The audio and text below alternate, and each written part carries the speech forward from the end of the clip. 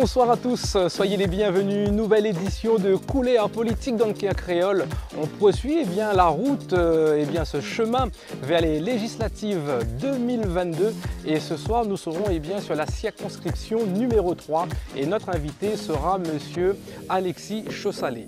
Donc pas mal de thèmes sont attendus dans chaque circonscription de l'île, notamment la retraite dans son ensemble, la retraite de nos amis agriculteurs. Il y a aussi le droit de mer, il y a aussi le pouvoir d'achat, l'inflation, pas mal de problématiques à l'heure actuelle où l'enjeu est important pour la population et aussi pour que les candidats puissent se démarquer, car dans pas mal de circonscriptions, on dépasse 12, 13, 14 candidats. Donc comment ils vont se démarquer au fil du temps?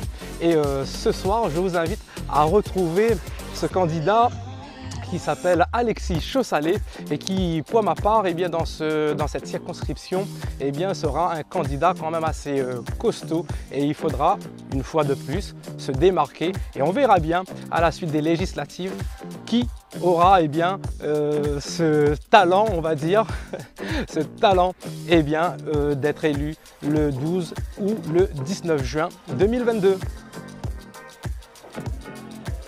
Bonsoir monsieur Alexis Chaussalé. Bonsoir. Donc on est sur la 3e circonscription et vous êtes notre invité de sonner sur une circonscription qui est quand même assez difficile.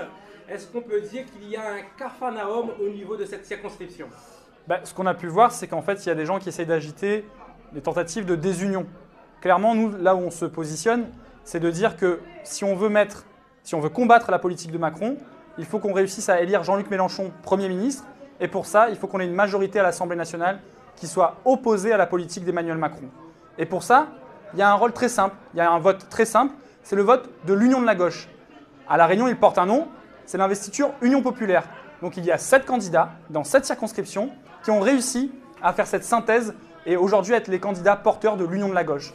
Donc nous, avec Nadine Maré dans cette circonscription, on porte justement cette union avec la volonté de défendre la justice sociale, l'intérêt général, les services publics, la lutte contre les violences faites aux femmes, la transition écologique et l'importance finalement de se faire le porte-voix de la défense des Réunionnaises et des Réunionnais.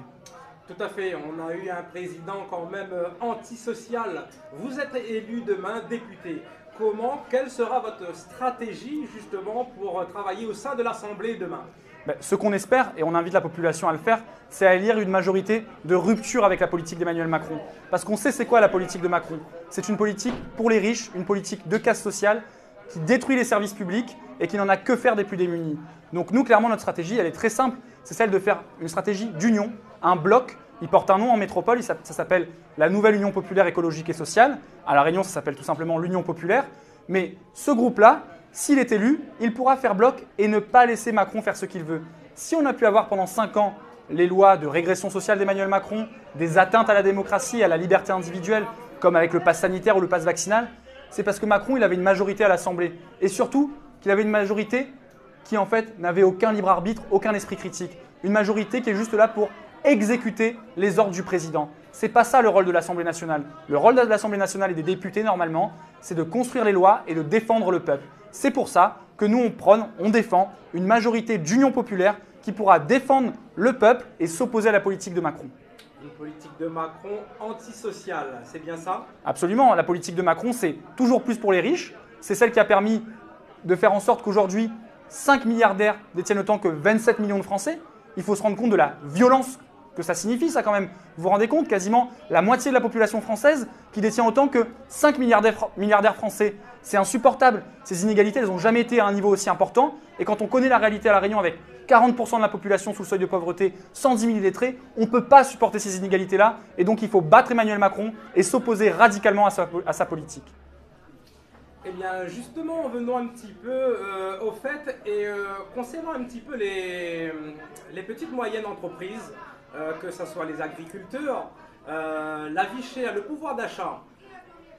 À votre niveau, quel candidat serez-vous justement dans votre circonscription? Le pouvoir d'achat, on sait, c'est la première préoccupation des Françaises et des Français. C'est d'autant plus vrai à La Réunion. Quand on voit les coûts exorbitants et la flambée des prix qui est en train d'arriver en ce moment sur notre territoire, on se doit de défendre le pouvoir d'achat. Comment on défend le pouvoir d'achat? Déjà en revalorisant les minima sociaux. 500 € avec le RSA, On ne peut pas vivre dignement avec 500 € quand on veut avoir une vie digne. Ce n'est pas possible. Il faut revaloriser ces minima sociaux. Il faut également augmenter le SMIC. Ça, c'est indispensable pour avoir une politique de justice, une politique économique égalitaire pour que tout le monde puisse vivre dignement. La deuxième chose, c'est comme vous parliez des petites et moyennes entreprises. Effectivement, à La Réunion, plus de 90% des entreprises ont moins de 10 salariés. Il faut se rendre compte de ce que ça signifie. Donc, on ne parle pas de gros mastodontes. Donc, clairement, là où il faut aller chercher l'argent, c'est avec les milliardaires, les plus riches et les grandes entreprises. Quand on sait aujourd'hui en France, et ça fait des dizaines d'années, que chaque année, il y a 60 à 80 milliards d'euros qui échappent aux caisses de l'État à cause de l'évasion fiscale. C'est insupportable. Ce sont des géants comme les Google, Facebook, Amazon ou Apple qui ne payent pas leurs impôts en France alors qu'ils travaillent, qu'ils vendent en France. Et pendant ce temps-là, on va demander des comptes aux petits charcutiers, aux petits artisans, aux petits commerçants qui lui payent 33% d'impôts sur les sociétés. C'est insupportable. Et c'est ça, ce sur quoi il faut combattre, s'engager, se mobiliser. Quand on sait 80 milliards de banques à gagner, il faut 1 milliard pour la lutte contre les violences faites aux femmes. Où sont les priorités du gouvernement? Est-ce que cela va être possible? Excusez-moi, est-ce que cela va être possible? C'est juste une question de volonté politique. On a les moyens, on sait exactement ce qu'il faut faire pour traquer les fraudeurs fiscaux. Il y a des procédures qui permettent d'établir un impôt universel. Ça veut dire que quand on est citoyen français, peu importe où on habite, on paye ses impôts en France. Et on participe à la solidarité nationale pour construire les routes, les hôpitaux, les écoles. C'est ça les urgences dont la population a besoin. Très bien. On va poursuivre un petit peu dans Couler en politique et justement donc avec tous ces candidats inscrits, on va dire avec cette accréditation assez tumultueuse et bien de ce ralliement au niveau national, on dit que c'est un rassemblement assez flou pour pas être méchant. Et en même temps, sur la Réunion, avec toutes ces situations, notamment le réseau routier, mais pas que, le problème du logement. Est-ce que vous allez assumer de porter cette accréditation de M. Mélenchon et de sa nouvelle union? Alors la nouvelle union, elle est bâtie sur des choses très claires. Un accord, ce n'est pas un accord électoraliste entre personnes, c'est un accord sur le fond, sur le programme, sur la retraite à 60 ans, sur l'allocation d'autonomie pour les étudiants, sur la revalorisation du SMIC, sur la planification écologique. Ça me semble être 4 piliers qui sont indispensables si on veut radicalement transformer notre société. Donc c'est ça cet accord qu'il porte. Aujourd'hui, les gens qui se réclament de l'Union populaire et qui ont voté des lois pour la régression sociale, pour augmenter l'âge de départ à la retraite, ce sont des charlatans, ce sont des imposteurs. L'Union populaire, elle dit clairement la retraite à 60 ans pour toutes et tous. Vous parlez de la situation réunionnaise, il y a pour moi 3 enjeux, 3 plans indispensables sur lesquels il faut travailler. L'autonomie alimentaire, et la réalité aujourd'hui on est là pour le rappeler, quand nous gagnons même plus aller acheter une bouteille d'huile ou que nous sommes obligés de dépendre de l'ail importé de Chine, traité abondamment aux pesticides ou qu'on n'est pas du tout autosuffisant en matière d'alimentation sur le riz, ça c'est des sujets qu'on devrait porter depuis des dizaines d'années si on veut construire une île sur le long terme avec un espoir d'avenir et une vision de société de long terme. La deuxième chose, c'est effectivement le transport. On paye aujourd'hui le retard des décideurs politiques qui, pendant des dizaines d'années, n'ont pas planifié l'explosion démographique à La Réunion. Et aujourd'hui, tous les Réunionnaises et tous les Réunionnais savent à quel point c'est compliqué de se déplacer sur notre île et qu'il n'y a pas de mode de transport alternatif. Troisième chose, le logement. 100 000 personnes sont mal logées à La Réunion. 100 000 personnes. Un Réunionnais sur 8 vit dans un logement insalubre. Pareil, c'est insupportable. Malaise social. Mais malaise social, mais surtout réponse politique très concrète.